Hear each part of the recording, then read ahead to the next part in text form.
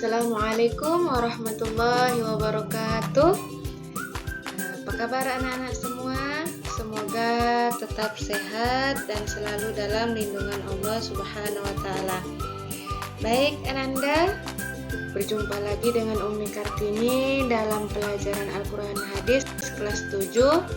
Nah, pada hari ini tema kita adalah terhapus kesalahanku karena Dia Maha Pengampun. Nah, ini kita ambil dari Quran Surah Al-Balad ayat 1-10, itu mengenai peringatan Allah Subhanahu wa Ta'ala, dan Quran Surah Az-Zumar ayat 53 tentang besarnya rahmat Allah Subhanahu wa Ta'ala.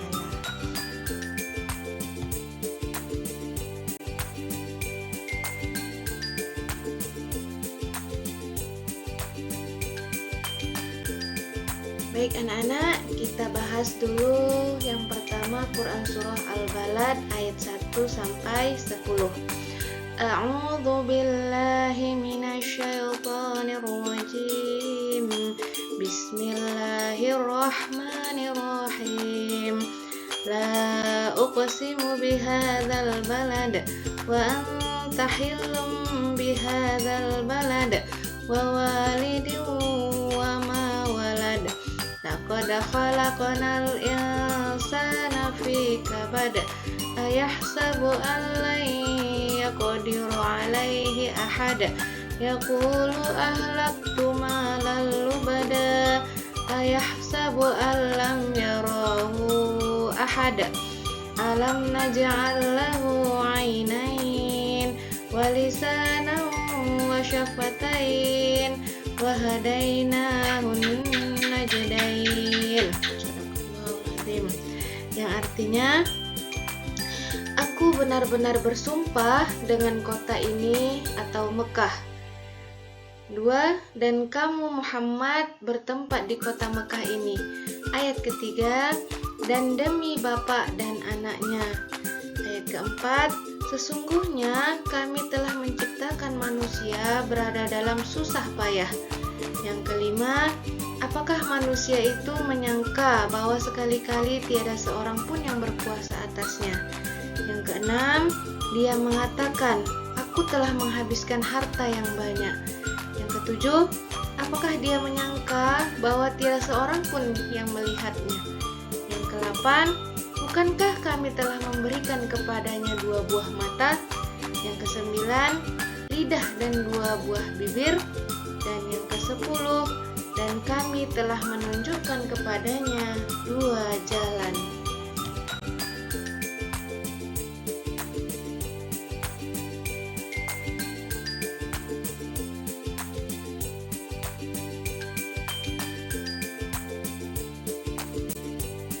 Kita akan membahas isi kandungan dari Quran Surah Al-Balad ayat 1-10. Di ayat pertama dan ayat kedua itu adalah Allah bersumpah dengan kota Mekah yang merupakan tempat suci dan pusat ibadah umat Islam, mengingatkan bahwa Nabi Muhammad SAW adalah orang yang sangat dihormati dan dilindungi oleh Allah meskipun di tengah tantangan dan ujian yang besar. Jadi anak-anak, di ayat 1-2 ini, meskipun Mekah adalah kota suci, tapi Nabi akan menghadapi ujian berat di dalamnya, yang menunjukkan bahwa ujian merupakan bagian dari perjalanan dakwah. Nah, kemudian di ayat ketiga ini, yaitu ini mencerminkan hubungan manusia yang saling bergantung, terutama hubungan orang tua dan anak. Nah, ayat ini melanjutkan bentuk sumpah Allah setelah sebelumnya bersumpah atas kota Mekah dan keberadaan Nabi Muhammad di dalamnya. Beberapa ulama tafsir juga mengaitkan ayat ini dengan Nabi Adam dan keturunannya, termasuk Nabi Muhammad SAW sebagai keturunan yang paling mulia. Kemudian di ayat 4-5 ini, yaitu Allah mengingatkan bahwa manusia diciptakan dalam bentuk yang terbaik dan sempurna, namun kehidupan dunia penuh dengan ujian. Nah, Anak-anak, manusia diciptakan untuk menghadapi perjuangan dalam hidup. Nah, itu bagian dari tujuan penciptaannya Allah. Namun, manusia tidak boleh sombong karena di balik itu semua ada Allah yang Maha Berkuasa yang akan menghisap segalanya. Nah, pada ayat 6-7 yaitu manusia seringkali merasa cukup dengan apa yang dimilikinya dan lupa bahwa ujian hidup adalah bagian dari takdir Allah. Ketika datang ujian, barulah manusia sadar dan mulai mengeluh, menandakan ketidaksiapannya menghadapi kesulitan. Nah, ini adalah peringatan tentang pentingnya kerendahan hati dan kesadaran kita bahwa segala yang dimiliki kita adalah titipannya Allah Subhanahu wa Ta'ala. Kemudian isi kandungan ayat 8-9 yaitu Allah menegaskan bahwa manusia sering merasa bahwa kehidupannya hanya bergantung pada dirinya sendiri, padahal Allah lah yang mengatur segala urusan. Nah, di sini Allah menunjukkan bahwa dalam hidup ini manusia diberi pilihan untuk memilih jalan yang baik atau yang buruk, jalan yang penuh kebaikan atau jalan yang membawa keburukan. Nah, kita disuruh untuk memilih, ya, diberi pilihan. Kita mau baik atau mau yang buruk. Nah, di ayat 10, ayat ini menggambarkan bahwa untuk mencapai kebaikan, jalan yang harus ditempuh memang tidak mudah. Jadi Ananda sudah wajar kalau kita dalam hal apapun itu pasti ada penuh rintangan. Ya, jadi kita harus bersabar dalam menghadapinya. Ada Allah yang Maha Pengasih lagi Maha Penyayang. Kalau kita sabar, maka jalan apapun yang akan kita masalah apapun yang kita hadapi akan terasa ringan.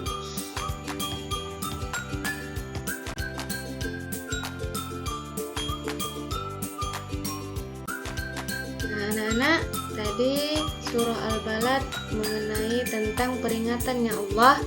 Nah, kemudian ayat yang kedua, Quran surah Az-Zumar ayat 53 itu tentang besarnya rahmat Allah yang berbunyi A'udzu billahi minasyaitonir rajim. Bismillahirrahmanirrahim.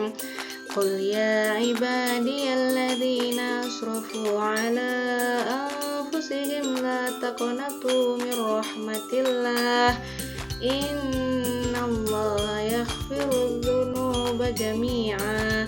Innahu huwal ghafurur rahim. Yang artinya, katakanlah, hai hamba-hambaku yang melampaui batas terhadap diri mereka sendiri, janganlah kamu berputus asa dari rahmat Allah. Sesungguhnya Allah mengampuni dosa-dosa semuanya. Sesungguhnya Dialah yang Maha Pengampun lagi Maha Penyayang.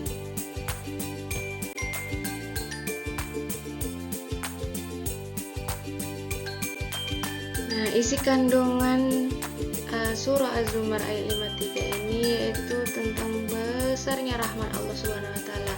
Yang pertama, Allah Subhanahu wa Ta'ala mengingatkan agar tidak ada yang berputus asa dari rahmatnya, karena Allah Maha Pengampun dan Maha Penyayang. Jadi anak-anak Umi, kita tidak perlu berputus asa dari rahmatnya Allah, meskipun dosa kita sangat banyak. Ya, walaupun dosa kita seluas samudra, tetap jangan berputus asa. Kita harus minta ampun kepada Allah, karena Allah Maha Pengampun dan Maha Penyayang. Kemudian yang kedua, Allah menegaskan bahwa rahmatnya sangat luas dan tak terbatas. Ya. Kemudian yang ketiga, Allah Subhanahu wa Ta'ala selalu membuka pintu taubat bagi siapapun yang ingin kembali kepadanya.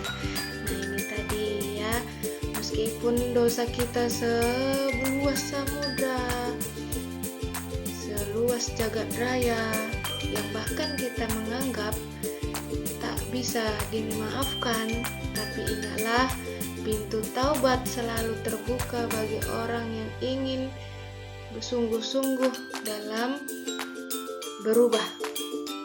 Ya, pintu taubat Allah itu selalu terbuka bagi orang yang ingin sungguh-sungguh bertaubat. Ya, kemudian tidak ada dosa yang terlalu besar untuk diampuni selama seseorang bertaubat dengan ikhlas. Ya, atau kita sebut dengan taubatan nasuha. Jadi, kalau sudah tahu kita memiliki dosa yang besar, ada usaha kita untuk minta ampun, tapi jangan lagi diulangi lagi, karena sama aja itu hanya taubat yang asal-asalan, belum taubat nasuha. Taubat nasuha itu adalah sesuatu yang kita harapkan ampunan dari Allah, tidak kita ulangi lagi. Ya, artinya apa? Berusaha untuk menjadi lebih baik lagi dan terus istighfar. Apa arti istighfar, Ananda? Ya, aku mohon ampun kepada Allah. Jangan lupa untuk beristighfar. Setiap melakukan kesalahan, langsung ucapkanlah astaghfirullahaladzim.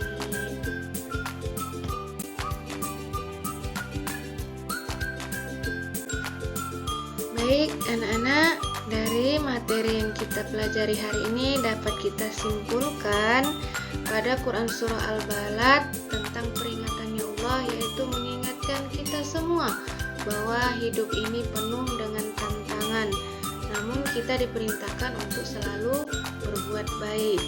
Nah, pada Quran Surah Az-Zumar tentang rahmatnya Allah itu menunjukkan bahwa meski kita banyak melakukan kesalahan, Allah senantiasa memberikan kesempatan untuk bertaubat dan mendapatkan pengampunannya. Jadi inti dari pelajaran kita hari ini yaitu tidak ada alasan bagi kita untuk berputus asa dalam hidup ini, karena pengampunan Allah adalah hal yang pasti bagi hamba yang ingin bertaubat. Jadi anak-anak Umi sekalian, cukup sekian materi kita hari ini.